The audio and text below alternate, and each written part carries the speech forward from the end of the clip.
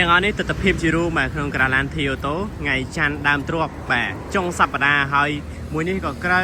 បាទមួយនោះក៏ត្រូវបាទហើយកំពុងមើលមួយទៀតហើយមួយទៀតនោះកំពុងតែត្រៀមចេញទៅអញ្ចឹង4គ្រឿងក្នុងពេលតែមួយពុកម៉ែបងប្អូនទាំងអស់គ្នាអញ្ចឹងក៏ព្រោះតែការគ្រប់គ្រងនិងទំនុកចិត្តបាទក្រាស់លើយុតឡានស្អាតលក់តឡានល្អមិនខ្វះទេជនបាទហើយនៅកញ្ចោះទៀតអូយបាទបងប្អូនច្រើនណាស់អញ្ចឹងចំពោះពុកម៉ែបងប្អូនដែលកំពុងតែមានតម្រូវការមិនថាប្រភេទឡានលក្ខណៈគ្រួសារឬប្រភេទដឹកទំនិញខ្នាតតូចខ្នាតធំហើយអ្វីដែលកាន់តែពិសេសបងប្អូនបាទអត់មានលុយតែមានឡានអត់មានលុយតែមានឡានសិក្សារំលោះសុទ្ធ 100% បានទូទាំង25ខេត្តក្រុងដោយប្រភេទតាកាម៉ាអាចថាយើងស្នើរំលោះសុទ្ធ 100%បង់មួយខែតែខ្ទង់ប្រហែលជា300ជាងទេ300 200ជាងយើងទៅឲ្យដូចចេះស្អីបងប្រុស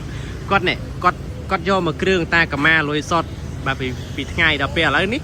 បងប្អូនរបស់គាត់មកយកមកគ្រឿងទៀតហើយគាត់អត់តន់ចេញទៅទេអត់តន់ថតរូបទេចាំចេញទៅដំណើរគ្នាអីយយបាទពិសេសពិសាលតែម្ដងបងប្អូនទាំងអស់គ្នាអញ្ចឹងចំពោះបងប្អូនដែលត្រូវការឡានណាដូចជាប្រភេទឡានដឹកដូចជាប្រភេទតាកូម៉ាបាទលក់ដាច់ច្រើនយកតែមែនតែនតែម្ដងហើយនេះបាទគាត់យកឆ្លាមអូ5គ្រឿងអញ្ចឹងបងប្អូនណា5គ្រឿងក្នុងពេលតែមួយ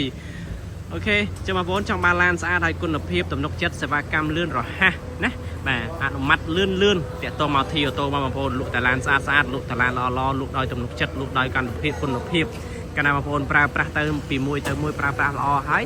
តែងតែណែនាំបងប្អូនមិត្តភក្តិមិត្តភឿនមកជាបន្តទៀតឥឡូវចាំអត់មើលទាំងអស់គ្នាថាធីអូតូចេញទៅប្រហែលគ្រឿងជាបន្តទៀត